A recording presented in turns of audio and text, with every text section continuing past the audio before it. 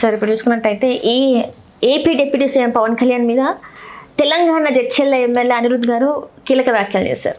అది కూడా ఏంటంటే ఇప్పుడు మనకి మున్సిపల్ ఎలక్షన్స్ ఉన్నాయి. సో ఈ సందర్భంగా అసలు పక్క రాష్ట్ర డిప్యూటీ సీఎం మీద ఎందుకు ఈ వ్యాఖ్యలు చేశారు సార్? అంటే పవన్ కళ్యాణ్ ఇక్కడ ప్రచారానికి తీసుకొస్తారు, ఇలాంటి చర్చలు జరిగినాయి ఈ మధ్యకాలంలో, ఆయన రానన్నారు అని.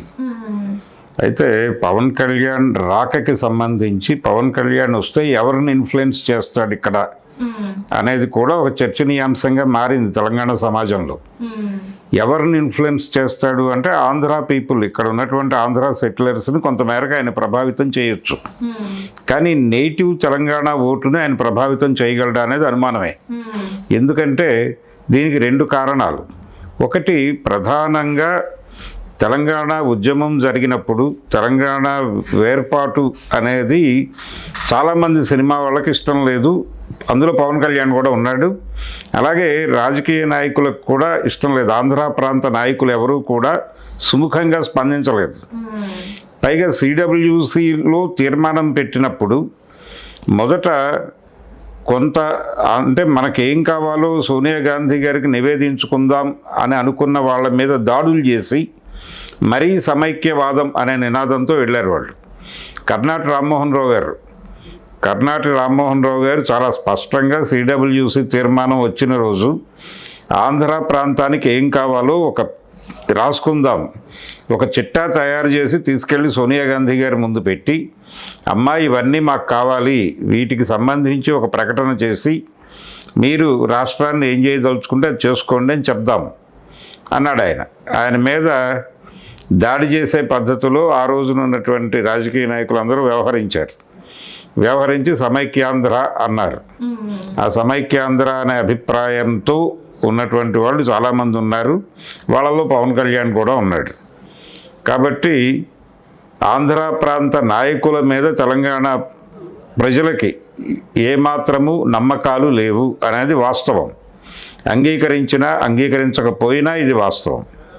రెండోది, ఆంధ్ర ప్రాంత రాజకీయ నాయకుల పరిపాలనలోనూ వాళ్ళ ఆధ్వర్యంలోనూ ఉన్నటువంటి పార్టీలను కూడా వీళ్ళు పెద్దగా పట్టించుకోరు అనేది కూడా ఇక్కడ వాస్తవమే.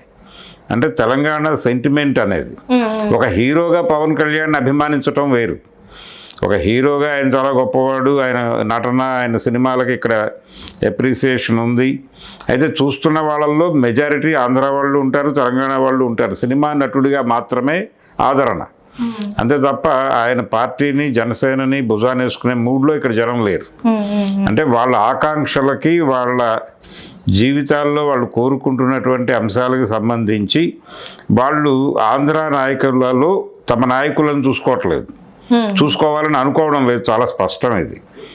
అయితే ఎవరిని ప్రభావితం చేస్తాడు ఆయన అంటే ఇక్కడ ఉన్నటువంటి సెటిలర్ ఓట్లను కొంతవరకు ప్రభావితం చేయవచ్చు. అలాగే నేటివ్ ఓటర్లలో తన అభిమానులని ప్రలోభ పెట్టచ్చు, వాళ్ళని తన వైపు టర్న్ చేసుకోవడానికి కొంత కసరత్తు చేయవచ్చు. ఆయన్ని ఇక్కడ దింపాలి అనుకుంటున్నది భారతీయ జనతా పార్టీ ప్రచారానికి. అయితే భారతీయ జనతా పార్టీకి నిజంగా అవసరం ఉందా పవన్ కళ్యాణ్ అవసరం అనేది ఇప్పుడు తెలంగాణ సమాజంలో చర్చనీయాంశంగా మారింది. ఆ సందర్భంగా చేసిన వ్యాఖ్యలే ఇవి. ఏది ఇందా మీరు చెప్పినటువంటి జడ్చర్ల ఎమ్మెల్యేనా, జడ్చర్ల ఎమ్మెల్యే అనిరుద్ రెడ్డి, ఆయన ఏమన్నాడు?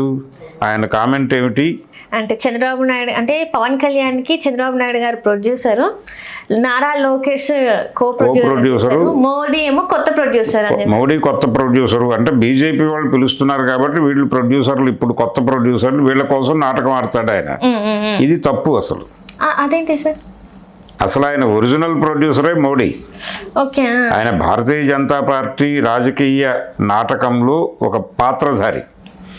అది ఇప్పుడు కాదు, ఆయన చాలా కాలంగా భారతీయ జనతా పార్టీతోనే ట్రావెల్ అవుతున్నాడు. ఏది 2014 ఎన్నికల సమయం నుంచి, ఆయన పార్టీ పెట్టిన క్షణం నుంచి ఆయన మోడీ గారి దగ్గరికి వెళ్ళాడు, ఆయన్ని కలిశాడు, ఆయనతో ఫోటోలు దిగాడు. ఆ ఫోటోలన్నీ పబ్లిక్ డొమైన్లో ఉన్నాయి. ఆయన అప్పటి నుంచి మోడీ గారి దీనిలోనే ఉన్నాడు. అయితే మధ్యలో ఆయన విభేదించినట్టుగా కనిపించాడు. ఏది 19 ఎన్నికలకి ముందు ఆయన నరేంద్ర మోడీకి, చంద్రబాబుకి వ్యతిరేకంగా మాట్లాడాడు. అది కూడా ఒక కాన్స్పిరసీలో భాగమే. అప్పుడు లెఫ్ట్తో కలిశాడు ఆయన, సిపిఐ సిపిఎంలతో కలిసి ఎన్నికల్లో పోటీ చేసి ఒక్క సీటు కూడా గెలుచుకోలేకపోయాడు. ఆయన మొదటిసారి కంటెస్ట్ చేసి ఒక్క సీటు గెలవలేదు, ఆయన సీట్లు కూడా కోల్పోయాడు. అయితే ఇది ఒక కాన్స్పిరసీలో భాగం. అంటే అప్పటికి జగన్మోహన్ రెడ్డి మీద అంటే ప్రభుత్వ వ్యతిరేకతని టోటల్గా జగన్మోహన్ రెడ్డి క్యాప్చర్ చేసేస్తాడు కాబట్టి అక్కడ గండి వేయాలి అనుకున్నారు.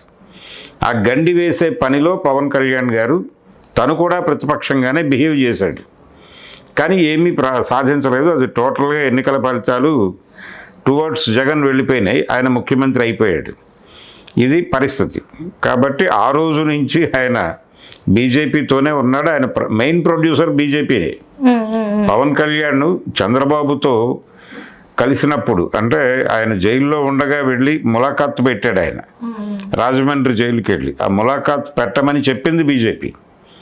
ఆయనకి ఢిల్లీ నుంచి ఫోన్ వచ్చింది, ఆయన హ్యాపీగా ఓజీ షూటింగ్లో ఉన్నాడు రామానాయుడు స్టూడియోలో ఉంటే ఆయనకు ఫోన్ వచ్చింది ఢిల్లీ నుంచి. ఆ ఫోన్ పట్టుకొని ఆయన వెళ్ళి చంద్రబాబుని ములాఖాత్ పెట్టి మనందరం కలిసి పోటీ చేస్తున్నాం, మీరు దయచేసి ఇండియా కూటమి వైపు ఆలోచించకండి, మీరు ఎన్డీఏ విండో క్లోజ్ చేయకండి అని చెప్పొచ్చాడు.